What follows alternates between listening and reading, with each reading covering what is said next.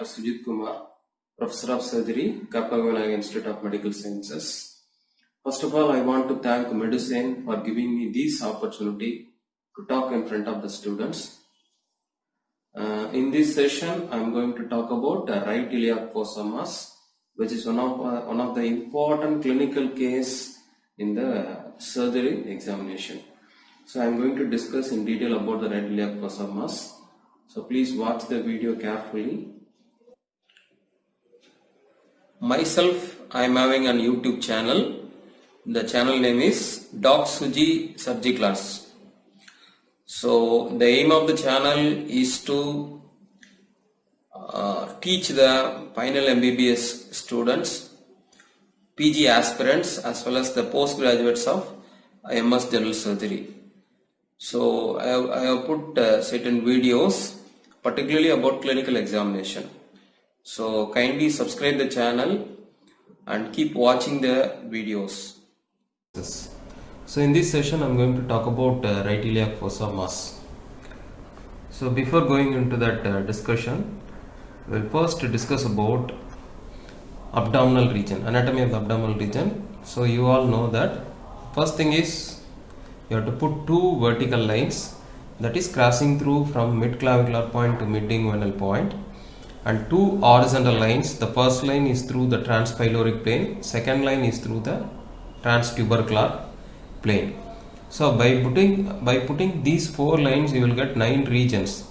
Okay, so these regions you all know that the first one is epigastric, umbilical, then hypogastric or suprapubic. Similarly, right hypochondrium, left hypochondrium, right lumbar, left lumbar, right iliac and left iliac. So we are going to discuss anything what is happening in the right iliac mass, right iliac fossa mass. So next thing we are going to discuss about what are the structures that are present in the right iliac fossa. So these are all intraperitoneal structures like appendix, cecum, ileum, mesentery and mesoappendix. So any abnormality, so you got right iliac fossa mass, there is more probability to get origin from these organs only. Similarly, you got important, that is ascending colon and iliopsoas muscle from the retroperitoneal part. So these you should keep in your mind while you are going for discussion of right iliac fossa mass. So next comes the clinical features. What are the clinical features? The first thing is the patient will be complaining of abdominal pain, particularly lower abdominal pain, particularly in the right iliac fossa region. And you should ask in detailed history about the nature and type of the pain. And second symptom, you should ask about the nausea and vomiting. So vomiting also you should take a detailed history like duration, how many episodes, what is the nature of the vomitus, what is the content, what is the color, what is the smell, all these things you should take a detailed history. Then followed by fever and presence of mass itself, patient will complaining of mass in some cases, you have to take a detailed history. Then followed by loss of weight and loss of appetite. So that supports the malignancy. You have to rule out the malignancy. So these are all clinical features. So you have to take a detailed history and followed by the abdominal examination. Abdominal examination is very important. So there are 4 things you have to follow in the abdominal examination. First you do the inspection, palpation, then first inspection, then palpation, then you do the percussion, and then finally you try to do the auscultation. Okay, so the first you will start with the examination of the abdomen, the shape of the abdomen. You try to assess whether the abdomen is normally scaphoid in shape. Normally it is scaphoid in shape. Suppose if it is distended, then you have to try to assess the causes.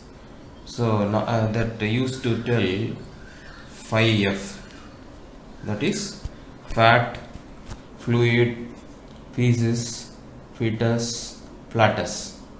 All these 5Fs are responsible for the distension of the abdomen. So you try to assess that whether it's abdomen or distended or not, you have to try to assess. And second thing, you have to try to assess the umbilicus. So normally the umbilicus will be in a inverted position. If it is everted, you have to talk about the pathologies are there, what is the cause for eversion. For example, umbilical hernia, ascites, in all these cases umbilicus will be everted. So next thing, you have to assess the visible gastric peristalsis or visible intestinal peristalsis. So what is visible gastric peristalsis?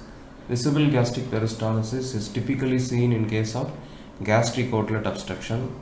You can able to see the peristalsis from left hypochondrial region to the right hypochondrial region, passing towards the epigastric or umbilical region.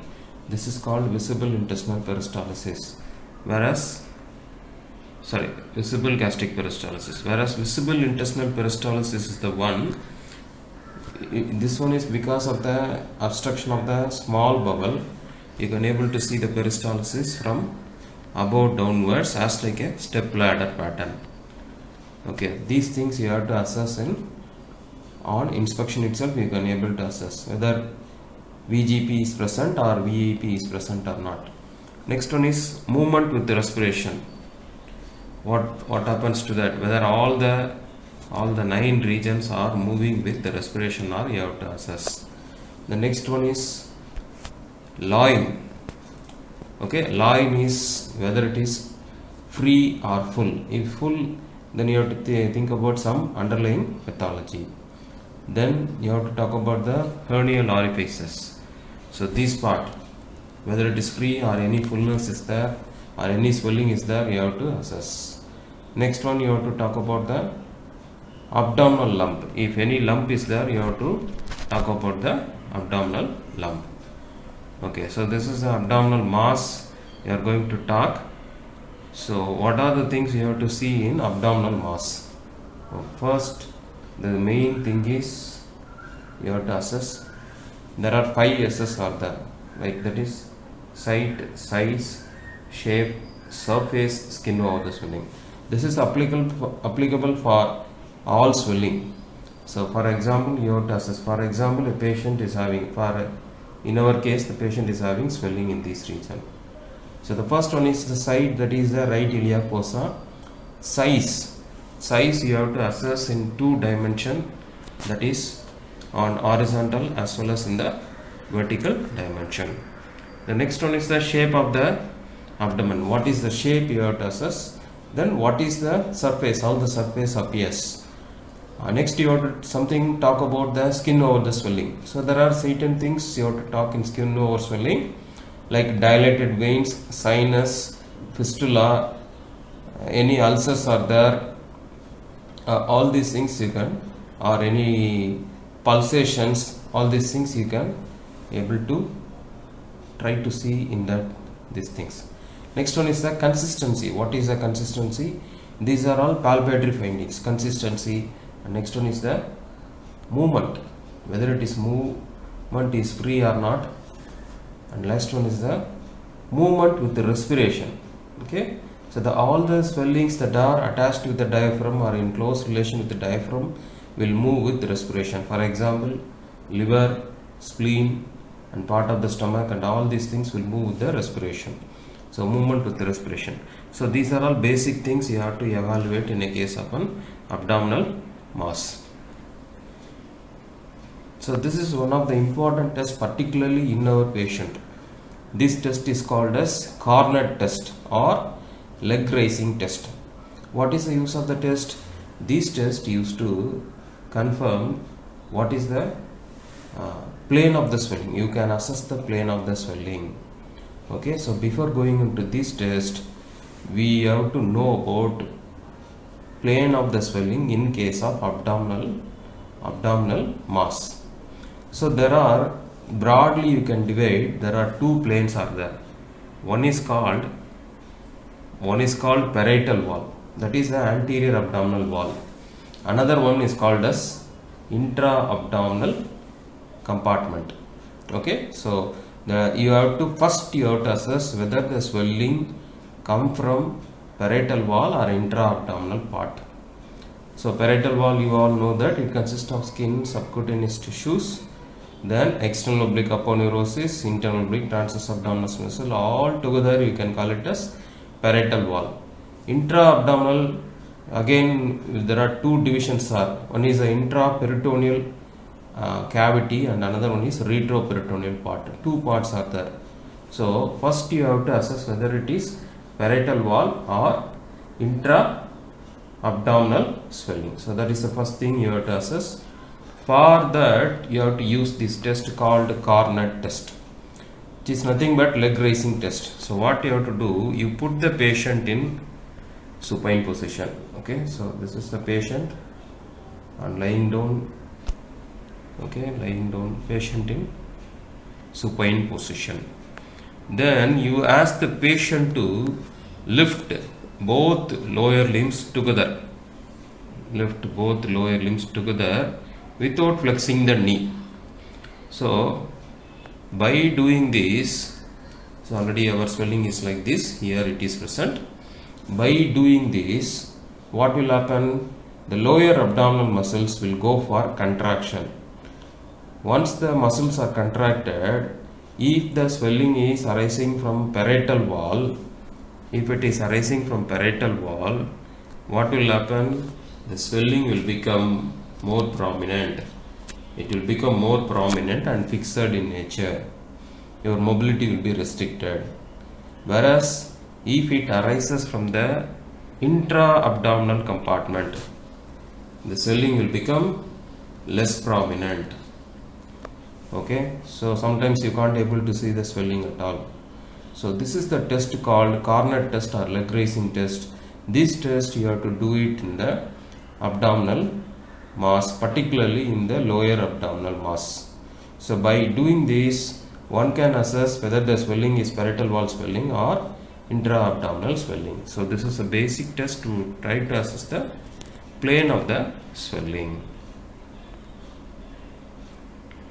So once you assess parietal wall or intra-abdominal, again if the swelling becomes intra-abdominal part, so there are another test is there. You have to assess whether it is intraperitoneal or retroperitoneal. Here there is another test is there. You put the patient in knee elbow position. Okay, so knee elbow position. By putting this, if the swelling, and then try to palpate the abdomen. If the swelling is intraperitoneal swelling, it will fall downward, swelling will become more prominent and mobility will be there. Whereas if the swelling is arising from retroperitoneal compartment, if it is arising from retroperitoneal compartment, then you can't able to see the swelling at all. That is a retroperitoneal swelling. So this is, you can assess by putting the patient in knee elbow position. So by this way, one can able to elicit whether the swelling is arising from parietal wall or intra-abdominal, and then you do the intra-abdominal, you have to do the knee elbow test to assess whether it is intraperitoneal or retroperitoneal. Differential diagnosis. So just now we discussed about all the planes, from which plane the abdominal mass can arise. Differential diagnosis you have to talk about. The first thing is parietal wall. So that lump abdominal mass that is arising from parietal wall, and these two are the conditions like lipoma and desmoid tumor.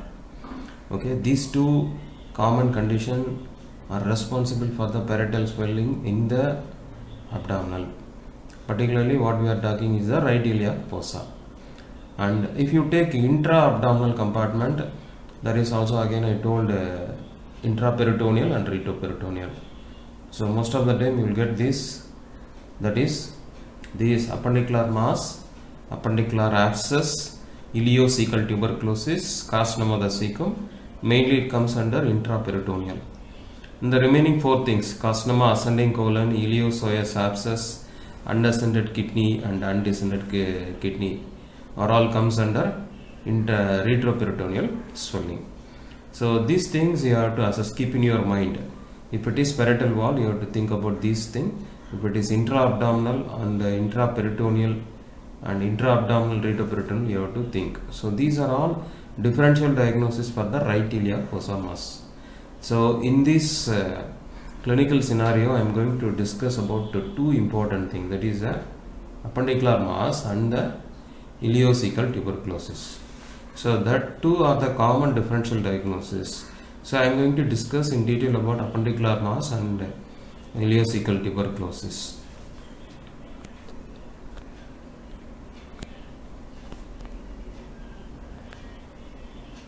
So what are the investigations you will do in case of right iliac fossa mass?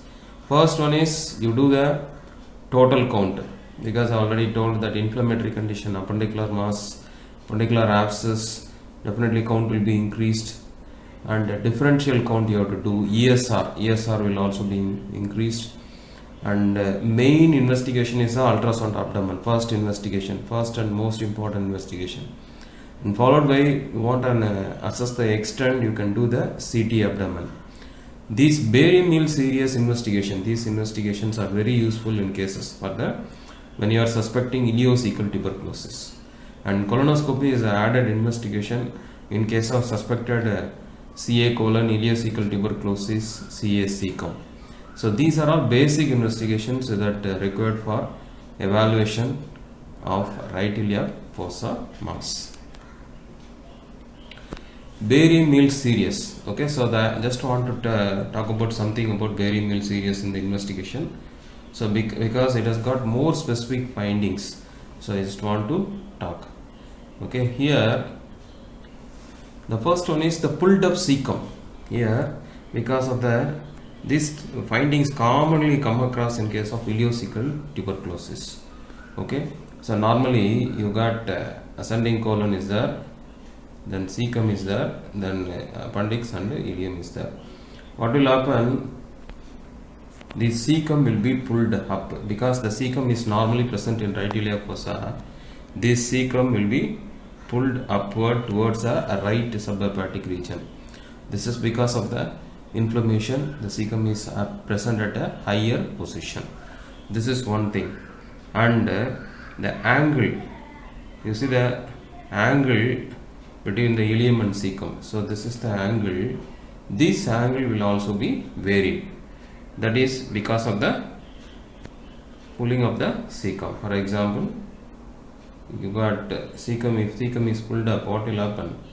The ileum will be like this. Okay, so this angle will be obtuse in nature. Okay, ileocecal angle. This angle is called ileocecal angle. It will be obtuse in nature. The next other signs: Sterling sign, inverted umbrella sign or Fleischner sign, string sign, megailium. So these three signs I am going to discuss in upcoming slides. The megailium is nothing but because of the obstruction, there is a dilatation of the ileum, that is called megailium. This gooseneck deformity. So suppose you got a cecum is there, what will happen? This terminal part of the ileum will be narrowed, and again you can able to see the dilated part. So this is called as gooseneck deformity. See other signs, I will show some slides. Okay, so this is Fleischner sign, which is nothing but which is otherwise called as inverted umbrella sign. Here you can able to see the thickening of the ileocecal valves, and there is a wide gapping of the valve with the narrowing of the terminal ileum. And this is Sterling sign, which is nothing but conical and shrunken cecum can be seen, and narrowing of the terminal ileum, and there is a rapid emptying of the diseased segment. This is pulled up cecum. The cecum becomes conical and shrunken, retracted out of the iliac fossa due to contraction of the mesocolon. Next, the most important two diseases I am going to talk. One is the appendicular mass. What is appendicular mass? Appendicular mass is an inflammatory mass. Okay, inflammatory mass. So what's happened because of the inflammation of the appendix? So this is cecum, this is ileum. You got an appendix. Okay, So what will happen whenever there is an inflammation in the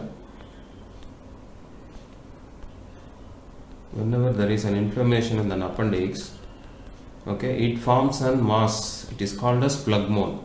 It is nothing but an inflammatory mass. So this mass mainly consists of appendix will be there, then cecum will be there, then ileum will be there, and along with the greater omentum, it will come and wrap. This is called policeman of the abdomen. So these four together, it forms a mass called appendicular mass. So the presentation already we discussed. Straight away I am going for the treatment. What is the treatment for appendicular mass? Is a conservative treatment. It is not surgical treatment, it is a conservative treatment. A treatment called Ochsner-Sharon regimen. What you have to do? You have to do monitoring. So you do monitoring of the pulse rate. So you try to assess that pulse rate. Okay, so try to assess the pulse rate, then blood pressure, then respiratory rate, then temperature. The four vitals you have to monitor, keep on monitoring. And then IO chart, what the patient is taking and output, you have to intake and output chart. Then abdominal lump chart. So you try to assess the abdominal lump. What is the size of the lump on admission? What is the present size? Is anything increasing? Anything increasing, you have to keep on measuring. So at least 4 hours you have to, every 4 hours you have to check that what is the size of the lump. So abdominal lump chart you have to make it. Then comes the, so this is all conservative management, a part of conservative management. Then comes question, that is why you have to give conservative treatment in case of appendicular mass? Why not surgery? The reason is very simple. This inflammation is already localized, so don't try to create anything. So even if you want to do any surgery, that causes more problem like fecal fistula formation. Because of the inflammation, it forms an fistula, intracutaneous fistula. So because of this, you have to give a medical treatment, that is a conservative treatment. Even in that cases, putting the patient in conservative line of management, what are the indications? Okay. Before that, this is part of the treatment. There is a you, apart from vitals you are monitoring, so you have to give these treatment like keep the patient in nil oral, give rest to gastrointestinal tract, and intravenous fluids, supplement with intravenous fluids, and start the patient on appropriate antibiotics like intravenous antibiotics, third generation cephalosporins. Then for gram negative you have to add aminoglycosides, and for the anaerobic you have to add metronidazole, and analgesics if required you have to give the analgesics. So by giving monitoring and giving the medical treatment, the mass will resolve over a size. Suppose if it is not resolving, there are some indications for surgical treatment also. It is not resolving, you have to intervene surgery also. What are the indications for surgical treatment in a case of an appendicular mass? These are all indications, like if the pulse rate is increasing, that is tachycardia, if the patient develops tachycardia, or if the patient complains of increase in pain or localized pain becoming generalized, that is indicative of peritonitis, you have to intervene. Or any size, increase in size of the lump, so that is also indicative of peritonitis. So in these cases you have to change it to surgical treatment, no need for the conservative line of treatment. The surgery, so what is the surgical treatment for appendicular mass? Is a appendicectomy that you should not do immediately, you should do after a period of 6 weeks, that is called interval appendicectomy. So either you can plan for lap or open appendicectomy, remove the appendix complete. Ileocecal tuberculosis, the most common cause for the abdominal tuberculosis. So it is the most common variant in case of GI tuberculosis.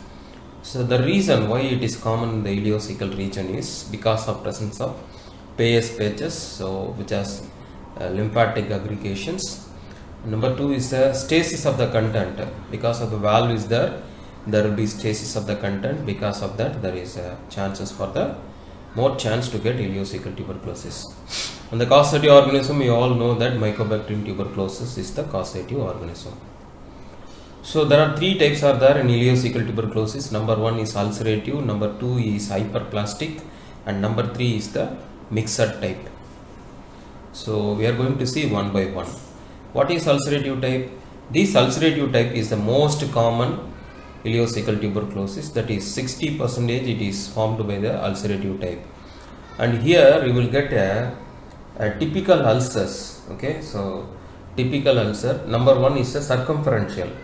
So you got an ulcer that is circumferential you get, and these ulcers will be in transverse position, and so it forms a multiple girdle ulcer, and in between that there is a normal part is there, that is called skip lesions. Okay, so most of the time these ulcers can lead to fibrosis. So once fibrosis is there, so in the intestine it forms a stricture. So that is a pathology about the ulcerative type. So what are the clinical features? The clinical features will be commonly it will be presenting with diarrhea, melena, loss of appetite and loss of weight. So this is about ulcerative type. Hyperplastic tuberculosis. So in this condition you can able to see the bowel wall. So the bowel wall thickening is there, that is the initial pathology, and it will be associated with the presence of enlargement of lymph nodes. Okay, but this condition is one of the least common condition, like that only the 10% of cases you can able to see. And the clinical presentation, so this is the condition that commonly present as right iliac fossa mass, and it will be associated with the subacute intestinal obstruction. And main important point is primary.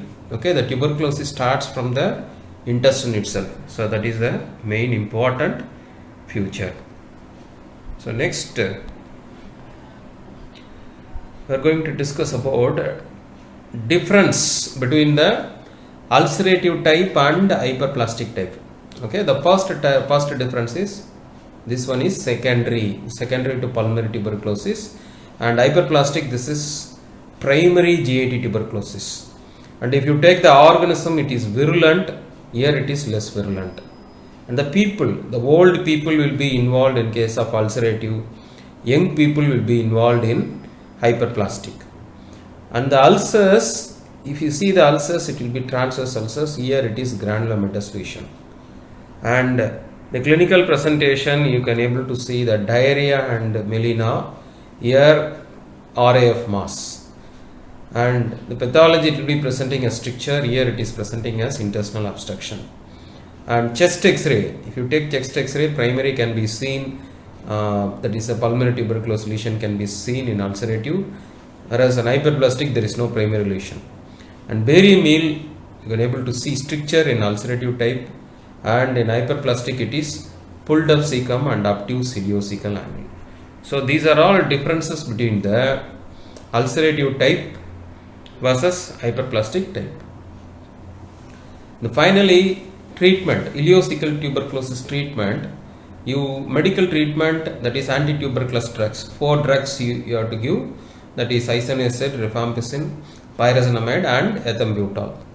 And surgery, so limited ileocecal resection means only the involved pathology you are going to remove. In case of stricture, that is stricturoplasty, so you have to do a procedure called stricturoplasty for single ulcer, and for multiple ulcer you have to do one resection and anastomosis. But the common procedure for ileocecal tuberculosis treatment is the right hemicolectomy. What is this right hemicolectomy?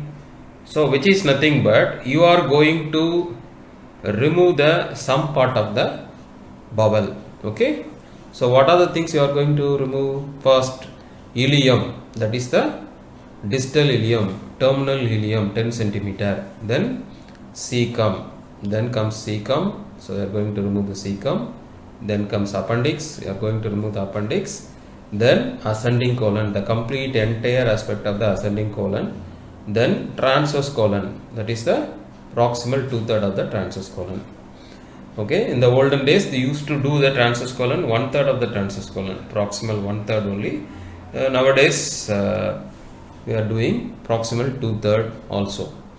Okay, so you take out this part completely, take out this part from here to here, and the remaining content. So you got a remaining content here, you got an transverse colon content, here you got an ileum content. So these has to be anastomosed, that is iliotransverse anastomosis. Okay, so these are all about the treatment of the ileocecal tuberculosis. This is specimen of right hemicolectomy. What you are seeing is the proximal 1/3 of transverse colon, then ascending colon, cecum, appendix, that is appendix, then terminal 10 cm of the ileum. That's all about ileocecal tuberculosis. I want to thank once again for medicine for giving me this opportunity. Thank you one and all.